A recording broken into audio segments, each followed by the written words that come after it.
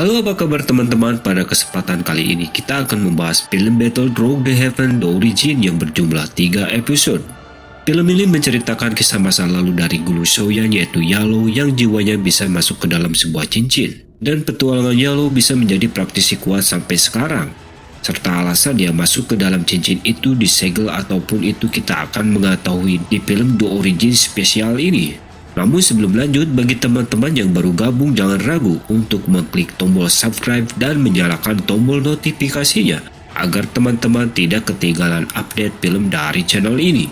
Tanpa berlama-lama, mari kita menuju filmnya.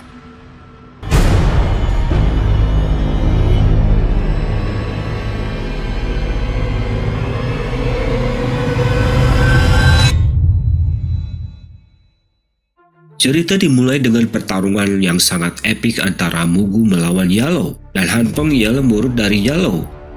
Pertarungan antara Yalo melawan Mugu berakhir dengan kekalahan dari Yalo yang ditusuk oleh murid kesayangannya sendiri.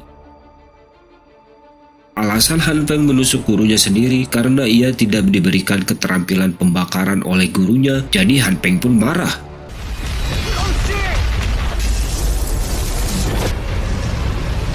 Padahal Yalo menganggap kalau Han Peng sebagai anaknya sendiri, tapi Han Peng benar-benar mengkhianati gurunya hanya untuk sebuah latihan yang bisa dibilang itu sangat disayangkan.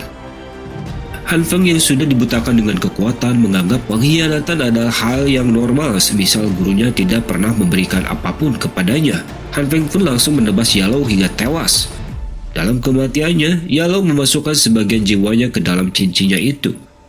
Dan kini tubuhnya yang kekurangan kekuatan mengharuskan dirinya bersemayam di dalam cincin tersebut. Cerita pun beralih kepada masa hancurnya Xiaoyan yang berada di ranah Doujiki tahap 3, di mana hal itu mengakibatkan Xiaoyan menjadi tidak dihormati oleh para murid dan keluarganya sendiri. Kecuali ayahnya sendiri dan Sun Er yang masih memberikan perhatian besar kepadanya. Begitu juga ayahnya diremehkan oleh para pamannya. Mereka menyuruh untuk membuang Xiaoyan dari keluarganya. Sebab sekarang ini Xiaoyan sudah tidak memiliki harapan menjadi seorang praktisi. Yang bisa dibanggakan hanyalah pertunangan Xiaoyan dengan keluarga Nalan yaitu Yandran. Jika tidak, maka Xiaoyan seharusnya sudah diusir dari kediamannya. Tapi sang ayah menolak hal itu semua. Karena dia tahu bagaimana Xiaoyan sendiri, dia merupakan praktisi yang sangat jenius dari yang lain. Ayahnya pun percaya kalau Xiaoyan akan mendapatkan kekuatannya kembali. Sementara Xiaoyan mendengar percakapan itu, mencoba untuk melakukan kultivasinya lagi. Dia tidak mau mempermalukan ayahnya tersebut. Sehingga Xiaoyan terus-menerus mencoba berkultivasi, tetapi sia-sia saja. Karena setiap dia melakukan kultivasi, dokinya selalu diserap oleh kekuatan yang sangat aneh. Singkat cerita, keluarga Nalayan datang ke kediaman Xiao.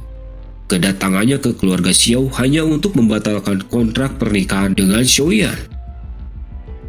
Namun di sana belum saja memulai percakapan, Xiaoyan diremehkan oleh para keluarganya sendiri. Bahkan Xiaoyan tidak diberikan kursi untuk duduk karena statusnya sudah rendah. Dia pun ditaruh di paling belakang yaitu tempatnya para pelayan. Hal tersebut terjadi karena mereka menganggap kekuatanlah yang paling dihormati. Namun Sun Er langsung memintanya untuk duduk di sampingnya yang membuat para tetua tidak bisa berkata apa-apa. Sepertinya memang dari dulu sampai saat ini identitas Sun Er itu benar-benar dirahasiakan. Dan inilah percakapan penting kontrak pernikahan Yandran. Dia memberitahukan peraturan dari sekte Mystic Cloud, di mana praktisi yang menyandang sekte Master Muda itu tidak diperbolehkan menjalin hubungan dengan siapapun. Sontak saja Xiaoyan yang mendengar hal itu langsung mengerti akan yang ia maksud. Xiaoyan juga menolaknya, sebab mereka pasti tahu kalau pihak wanita yang membatalkan pernikahan itu akan membuat pihak dari keluarga laki-laki bakal tercoreng.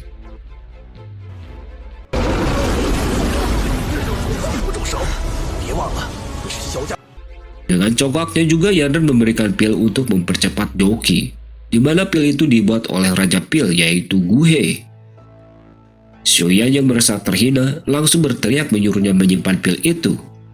Akan tetapi sialnya malah dimarahi oleh para tetua karena dia tidak mempunyai hak untuk berbicara. Di sana sepertinya Xiaoyan sudah tidak punya hak untuk berbicara. Namun sekali lagi Sun Er berbicara, para tetua menjadi terdiam. Sun Er mengatakan jika masalah kontrak pernikahan adalah masalah pribadinya Xiaoyan. Jadi seharusnya Xiaoyan sendirilah yang akan menyelesaikan masalahnya sendiri. Dan para tetua tidak bisa ikut campur urusan mereka berdua. Dan setelah hal tersebut, terjadi perdebatan yang sangat epik antara Xiaoyan dengan Nalayan Ran. Seperti yang telah kita bahas sebelumnya di Battle Through the Heaven Season 4, pembahasannya sebenarnya sama semua, di mana Xiaoyan menolak membatalkan pernikahan. 说吗？说，纳兰老爷子不曾答应悔婚之事，他们还没有开口解除。你若愿意，我还可以让你进入。言儿，不可无礼。 Karena jika Yanran membatalkannya, bukan hanya keluarga Xiao saja yang akan kena masalah, tetapi keluarga Nalan juga. Serta itu akan menodai nama orang tua yang sudah lama meninggal demi membangun persahabatan hubungan keluarga Xiao dengan keluarga Nalan. Dengan angkuhnya lagi, Yanran menganggap kalau Xiaoyan merasa masih kurang pemberian pil darinya. Dia memberikan izin untuk masuk ke dalam sekte Mystic Cloud. Bahkan dia memberikan 3 pil untuk mempercepat ranah Xiaoyan yang saat ini sudah mengalami ketertinggalan. Tapi bagi Xiaoyan sendiri itu merupakan penghinaan besar, sehingga mereka berdua membuat perjanjian 3 tahun mendatang untuk menyelesaikan masalah mereka berdua. Dengan akunya juga, Yanran akan jadi budak dari keluarga Xiao apabila Xiaoyan menang dalam pertandingan tersebut. Sehingga Xiaoyan pun menyetujui semua itu.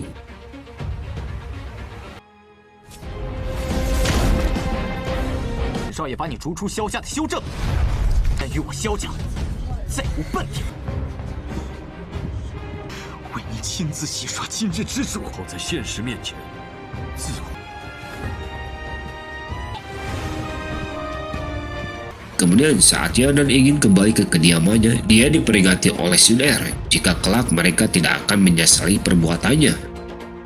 Di mana Sun Er mengancam Yanran jika dia berpikir dukungan dari sekte Mystic Cloud akan membuat dia merasa lebih kuat dan bisa bertindak seenaknya, maka dia salah besar.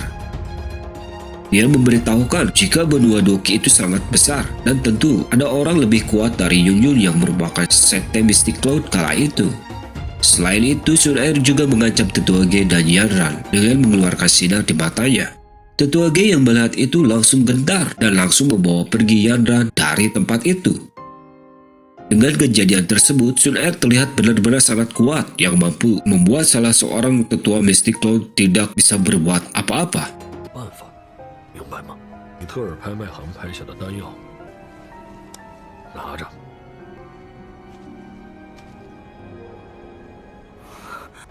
Sementara itu, di suatu tempat Xiaoyan mencoba memulai dari awal lagi. Di sana awal mula Yalo menampakkan diri kepada Xiaoyan. Pertemuan pertama-tama Xiaoyan tidak percaya kepadanya, sebab penjelasan dari Yalo kalau dia menyerap kekuatannya selama 3 tahun membuat Xiaoyan berada di tingkat terendah pada saat itu. Yalo juga berterima kasih kepada Xiaoyan karena telah memberikannya kekuatan untuk membangkitkannya kembali. Yalo juga meyakinkan dengan adanya dirinya akan membantu Xiaoyan menjadi praktisi terkuat di benua Doki.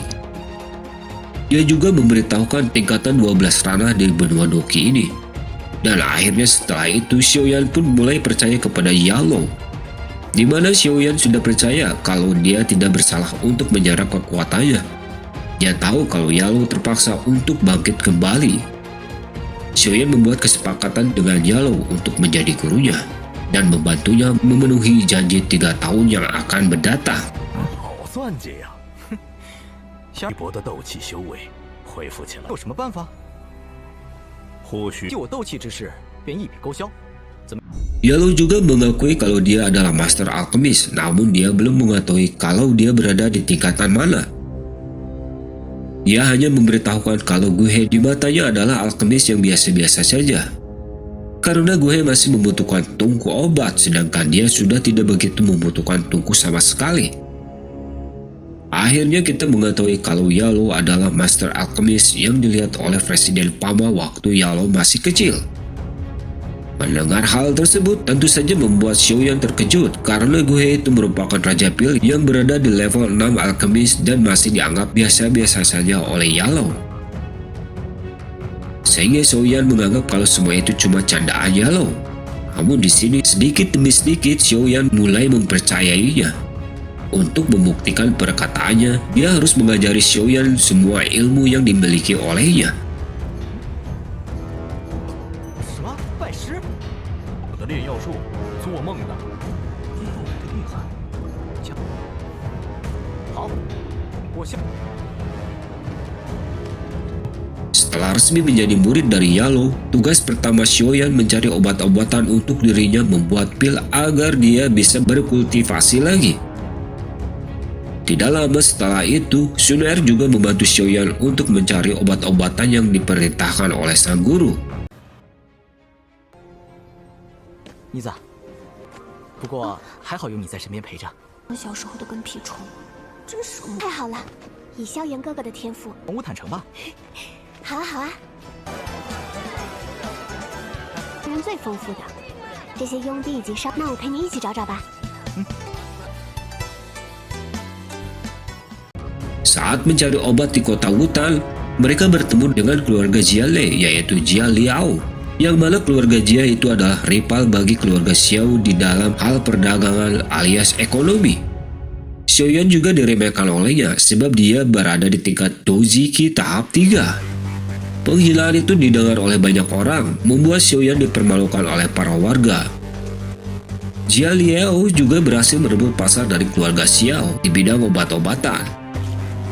Jia Liao juga memberitahukan kalau pasar selalu menjadi pertempuran bagi 3 keluarga utama di kota Wutan. Dan kini keluarga Jia Li mereka sudah berada di puncak. Itu semua berkat dari pembatalan pernikahan Yanran dengan Xiaoyan, maka keluarga Xiao sudah tidak memiliki kekuatan. Jia Liao juga menyuruh Xiaoyan untuk memberitahukan ayahnya agar segera memberikan pasar kepada keluarga Jia Li mereka. Tapi Xiaoyan sadar dengan keadaannya kini menjadi beban bagi keluarganya, sebab karena kegagalannya membuat keluarga Xiao benar-benar tidak dihormati lagi. Singkat cerita, Xiaoyan kembali berlatih dengan gurunya. Yalou memberitahukan kalau ada cara untuk mempercepat kultivasi selain menggunakan pil obat dan bakatnya sendiri, yaitu dengan cara melakukan rangsangan dari luar. 你干嘛？有，不过要给到萧家争到斗者，我便传授外物刺激。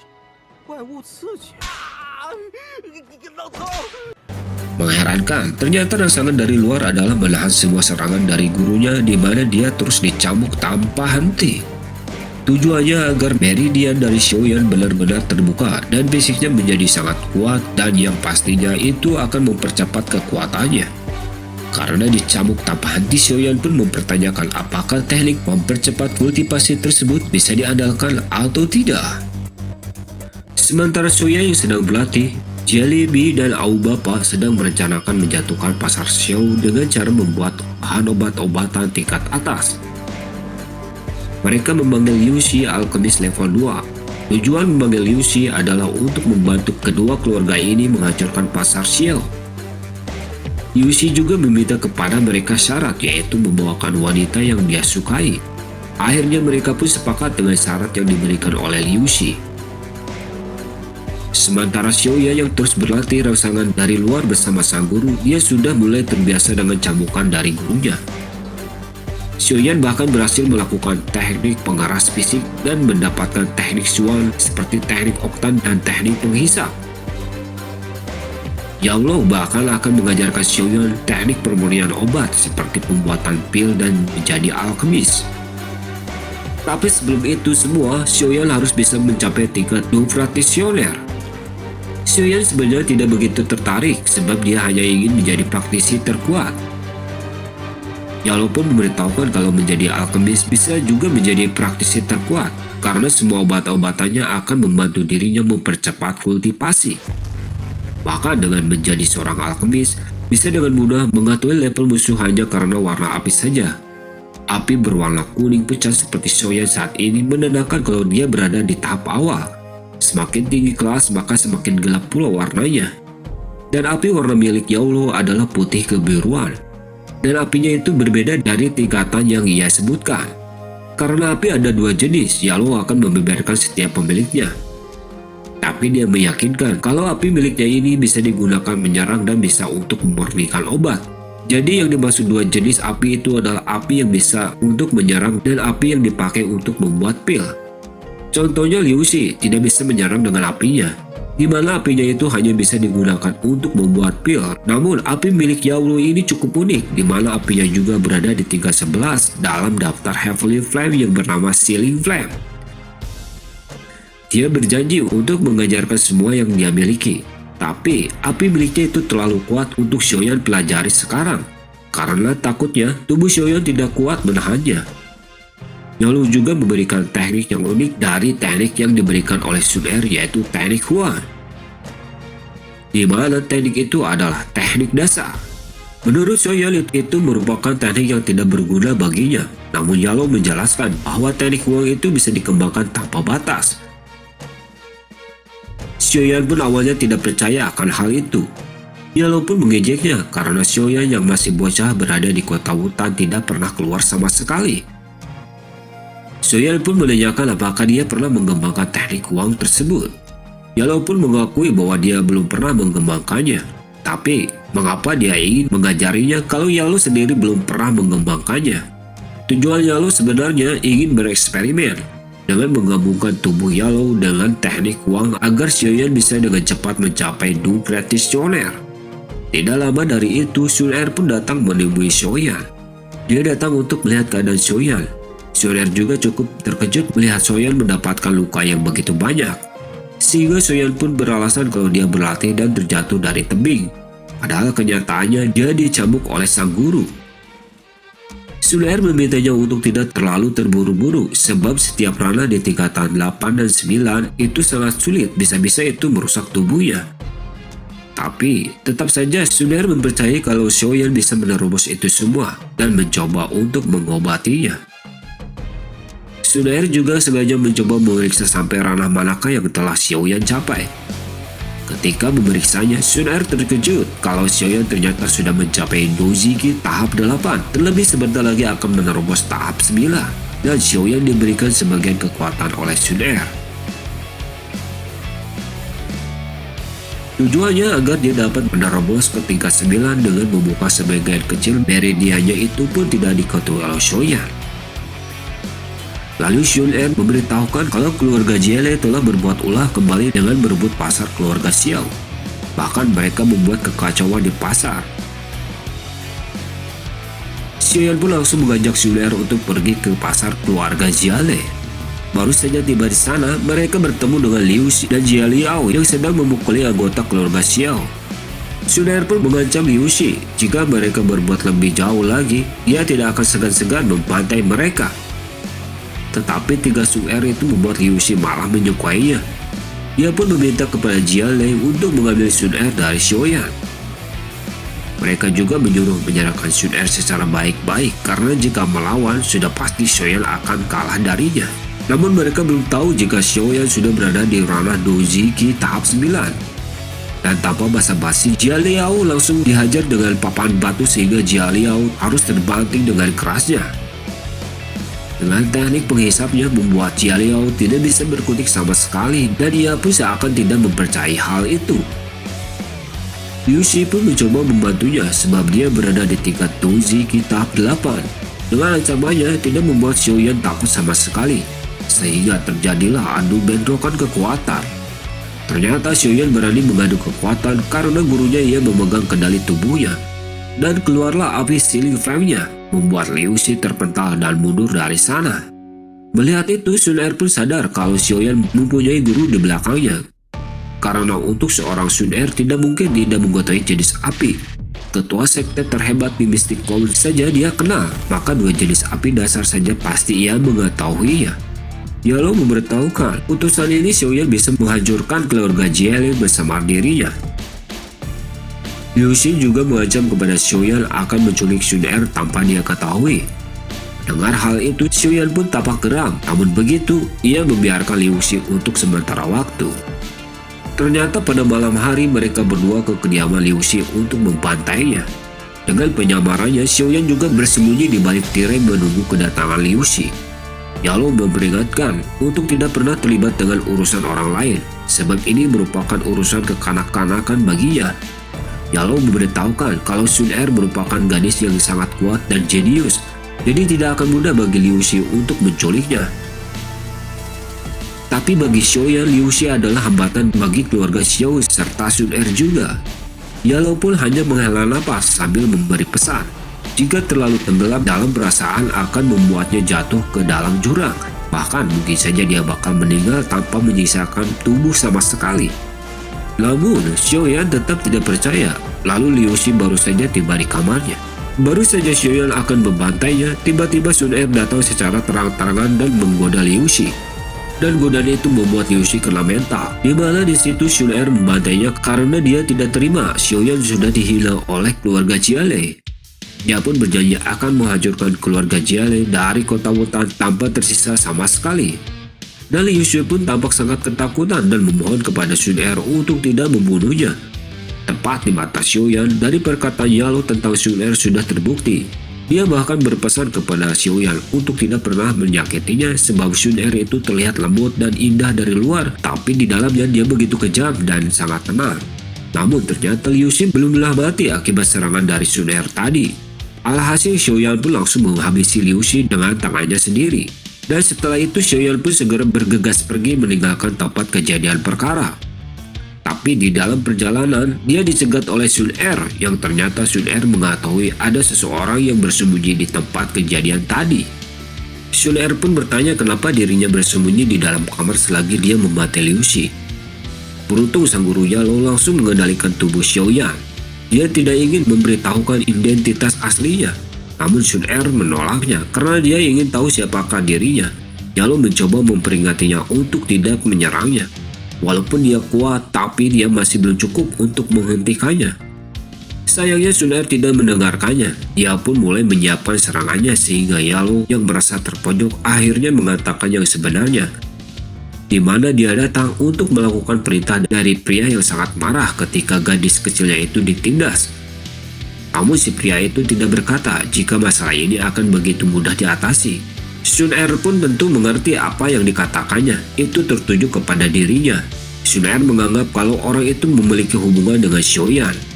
Sikap Sun Er pun langsung berubah drastis. Dari yang awalnya menakutkan, kini menjadi lemah lembut. Dia meminta kepada Yalo untuk memperlakukan Xiaoyan dengan baik. Jika Yalo mencoba untuk menipunya, maka dia tidak akan pernah melepaskannya. Sun Er juga berpesan untuk tidak pernah membicarakan masalah ini kepada Xiaoyan. Dan dia pun berpamitan. Setelah Sun Er pergi, Yalo merasa dirinya sia-sia mengejar Liu Xi. Terlebih dia malah mendapatkan ancaman dari Sun Er. Yalo menyuruh Xiaoyan untuk mengikuti perkataan darinya sebab tempat yang dipenuhi rasa cinta itu hanya bakal menghalangi Xiaoyan untuk menjadi lebih kuat. Xiaoyan pun setuju akan hal itu, maka setelah ini dia bakal pergi ke kota Wutan. Sedangkan Jiale yang sudah kembali ke kediamannya melihat Liu Xi yang sudah terbantai. Dia menganggap kalau itu semua adalah ulahnya keluarga Xiao. Walaupun dia percaya jika Xiaoyan sama sekali tidak bisa membantainya sebab dia berada di Do Grandmaster bintang 6. Dia menganggap kalau keluarga Xiao memerintahkan orang lain untuk membunuh Liu Xi. Jiale langsung menyuruh anaknya memberitahukan kepada Au Bapa untuk memusnahkan keluarga Xiao secepatnya. Sedangkan di sisi lain, Xiaoyan sedang berada di belakang kediamannya. Dia sedang melakukan kultivasi bersama dengan sang guru. Keluarga Xiao mendapatkan serangan dari keluarga Xia dan keluarga Au Bapa. Mereka secepatnya melancarkan serangan itu karena Xiaoyan nanti bakal menjadi penghalang utama bagi mereka. Sebab saat ini dia sudah mencapai Dojiki tingkat 9, sehingga pertarungan pun tidak terelakkan. Xiaoyan mencoba menahan Jiale dan Au Bapa, sedangkan anaknya mencoba mencari Xiaoyan. Xiaoyan yang bukan tandingan dari Jiale, di sini pun dia kewalahan dari serangan yang dilancarkan oleh Jiale.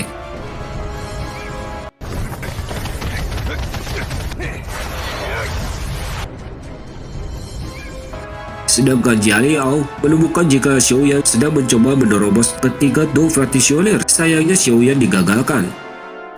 Dengan sombongnya Jia Liao pun langsung menyerang Xiaoyan. Namun begitu Jia Liao langsung dihempaskan oleh Yalo. Dia menyuruh Xiaoyan untuk tetap berlatih dan mempromosikan dirinya. Jika dia melewatkan kesempatan ini, maka akan sulit untuk dipromosikan nanti. Xiaoyan pun bersikeras. Tetap saja jika dia berhasil menerobos, yang dihadapkan adalah kematian keluarga Xiao. Yalo memberitahukan, untuk melawan Do Grandmaster, dia setidaknya harus mencapai Do Fractisioner terlebih dahulu. Jika tidak, maka dia akan sangat kesulitan untuk melawannya. Akan tetapi perkataan dari Yalo itu tidak digubrisnya. Xiaoyan tidak menginginkan kekuatan lebih jika keluarganya sedang mengalami masalah besar. Baginya keluarganya adalah yang utama. Perkataan itu membuat Yalo teringat dengan pengkhianatan sang murid. Dia merasa kalau Xiaoyan berbeda dengan murid sebelumnya, tidak bakal berkhianat kepada keluarganya sendiri. Yalo meyakinkan Xiaoyan jika di masa depan nanti pasti keluarga Xiao akan melakukan pengkhianatan kepadanya, karena saat ini Xiaoyan belum merasakan dirinya dikhianati. Xiaoyan memberitahukan jika Yalo belum mengenal dirinya selama ini, sebab selama 3 tahun ini sudah sangat terbukti dia yang mengalami penurunan drastis, namun keluarganya lah yang selalu mendukungnya, terutama sang ayah. Yalo pun terdiam dan tidak mengerti sama sekali akan apa yang diucapkan Xiaoyan. Soalnya dia itu pernah mengalami pengkhianatan dari orang yang paling dia cintai. Jadi ia tidak relevan sama sekali, sehingga Xiaoyan secepatnya melepaskan cincin itu dan mengembalikannya kepada Yalo. Sudut pandang mereka berdua sungguh berbeda. Yang satunya pernah dikhianati oleh orang yang disayangi, sedangkan yang satunya lagi itu penuh kasih sayang dari orang tuanya. Jadi mereka berdua tidak bisa disalahkan, mungkin ini hanya salah paham saja. Sementara itu, Xiaoyan masih saja terus bertarung hingga dirinya benar-benar mencapai batasnya. Beruntung Xiaoyan datang membawa Jia Liao dijadikan sandera. Dia mengancam Jia Liao agar pergi dari sana. Jika tidak, maka anaknya akan dibunuh di tempat. Sayangnya Jia Liao rela membunuh anaknya sendiri demi kepentingan keluarga, karena ini adalah kesempatan untuk menghancurkan keluarga Xiao.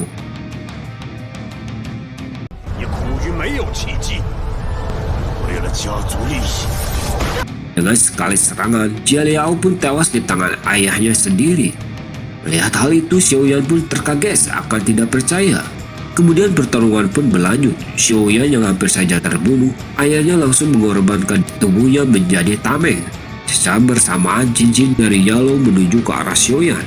Dia melihat sekilas Xiaoyan sebagai dirinya dan Xiaoyan sebagai murid sebelumnya.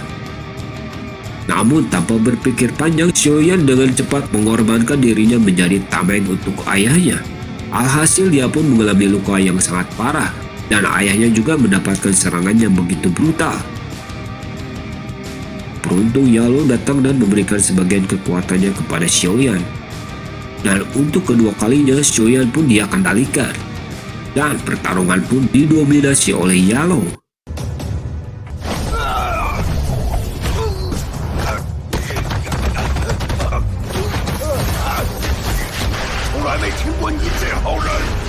Tapi sayangnya tubuh Xiaoyan itu tidak kuat menahan kekuatan Yalo. Itulah alasan mengapa Yalo menyuruh Xiaoyan untuk cepat menerobos agar dia kuat menahan kekuatan dari sang guru. Dalam keadaan bertarung dengan Jia Liao, lalu Yalo menyuruh untuk mempercepat menerobos selagi dia mencoba melindunginya. Sehingga Xiaoyan percaya diri langsung mencoba tanpa ada keraguan. Dengan cepat dia pun berhasil menerobos ke Do Fractisioner. Yang pada akhirnya pertarungan tersebut bisa dimenangkan oleh Xiaoyan. Xiaoyan yang telah sadar dibuat kebingungan pertarungan itu telah usai. Xiaoyan memberitahukan kalau ini sebuah berkat sang guru yang membantu menyelesaikan semua ini. Yalo pun meminta kepada Xiaoyan untuk berterima kasih kepada anaknya. Dia hanya berpesan. Setelah ini Xiaoyan memberikan izin kepada Xiaoyan untuk berlatih bersamanya di luar kota Wutan. Sedangkan di sisi lain Sun Er yang sedang berfokus mengintai dari kejauhan, dia merasa sangat marah kepada Lin Ying yang mencoba mengalihkan perhatiannya. Namun si Lin Ying ini memberitahukan jika klan Gu tidak diizinkan sama sekali untuk ikut campur dalam urusan keluarga Xiao. Dan akhirnya kita mengetahui kalau Sun Er itu berasal dari klan Gu, bukan asli dari klan Xiao. Namun beruntung saja Xiaoyan tidak kenapa-napa. Sun Er pun memperingatkan Lin Ying jika terjadi sesuatu kepada Xiaoyan, dialah yang bakal bermasalah. Singkat cerita, Xiaoyan pun melanjutkan kultivasinya. Xiaoyan menanyakan kembali kenapa Yalo bersedia untuk menjadikannya sebagai murid. Yalo hanya beralasan kalau dia yang sekarang itu hanyalah jiwa belaka, jiwa yang tidak memiliki wujud atau bersifat roh. Pada umumnya manusia akan mati dan kembali ke asalnya, sedangkan dia itu tidak sama sekali. Sebab kekuatan jiwa miliknya itu jauh lebih kuat, maka Yalo bisa bertahan sampai saat ini. Tujuan dia sampai saat ini yaitu dia harus keluar dari kondisi jiwanya yang berarti dibangkitkan. Satu-satunya cara untuk dia bisa bangkit yaitu dengan menggunakan teknik latihan pembakaran. Walaupun itu sangat sulit untuk dilakukan, tapi itu cara terbaik. Sebab latihan pembakaran setiap kali berevolusi dia harus melahap Heavenly Flame, maka bisa memurnikan tubuh yang bisa memurnikan jiwa, dan dari situlah Yalo bisa terlahir kembali. Yalo memberitahukan walaupun memang sangat sulit dan memiliki resiko yang sangat tinggi, tapi potensi yang diberikan oleh Heavenly Flame bisa membuat orang tidak bisa melawan dirinya di seluruh benua Duki alias menjadi yang terkuat. Contohnya dua inti api itu, Yalo memberitahukan kalau Yanran melakukan pemutusan kontrak karena dia memiliki latar belakang yang sangat kuat mendukung dirinya. Tapi yang Yalo takutkan bukanlah Yanran, melainkan kekuatan Sun Er yang lebih menakutkan daripada sekte Mystic Cloud. Terlebih, Yalo merasa kalau ada kekuatan di belakang Sun Er yang jauh lebih kuat darinya. Perkataan itu membuat Xiaoyan penasaran dengan teknik pembakaran. Yalo meyakinkan jika Xiaoyan berhasil melakukannya, maka selanjutnya dia akan dengan mudah melakukan kultivasi yang lainnya. Tapi itu tergantung keputusan dari Xiaoyan, apakah dia mau ataukah tidak. Yalo sedikit mendorong Xiaoyan agar ia mau melakukannya. Yalo memberitahukan selama dirinya berada di dalam cincin, dia selalu berharap bertemu dengan seorang yang memiliki kekuatan jiwa yang cocok untuk berlatih teknik pembakaran. Dan dia beruntung bertemu dengan Xiaoyan yang menurutnya dia sangat cocok untuk teknik pembakaran. Di sini Yalo memberikan dua pilihan. Yang pertama, gulungan merah yang berisikan latihan tingkat bumi atribut api, dan yang kedua adalah gulungan hitam yang berisikan gulungan teknik pembakaran. Ternyata Xiaoyan mengambil gulungan teknik pembakaran. Walaupun dia sedikit takut, tapi dia akan membantu Yalo membangkitkan kembali jiwanya. Yalo pun menyuruh Xiaoyan untuk siap-siap latihan di luar kota Wutan. Singkat cerita, 1 bulan telah berlalu, hari di mana perpisahan Xiaoyan dengan para kerabatnya. Di sini juga Xiaoyan sudah resmi menjadi murid Akademi Jianan dan mendapatkan tempat pertama dalam penerimaan murid di Akademi Jianan. Di sini juga Xiaoyan sudah mendapatkan cuti selama 1 tahun. Dan dia pun berpamitan kepada Sun Er.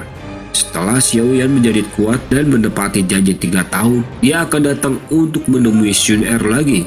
Dan Sun Er pun pergi untuk mencari Heavenly Flame. Begitulah sekilas sinopsis dan ulasan dari film ini. Terima kasih bagi teman-teman yang telah menonton, subscribe, komen, dan share film ini. Untuk saran dan kritikan silakan ditulis di kolom komentar. Dan bagi teman-teman yang ingin menonton filmnya, link film Battlethrone The Heaven The Origin episode 1 sampai episode 3 ada di deskripsi. Terus pantengin channel ini agar kalian tidak ketinggalan dari kelanjutan film ini. Sampai bertemu di season selanjutnya.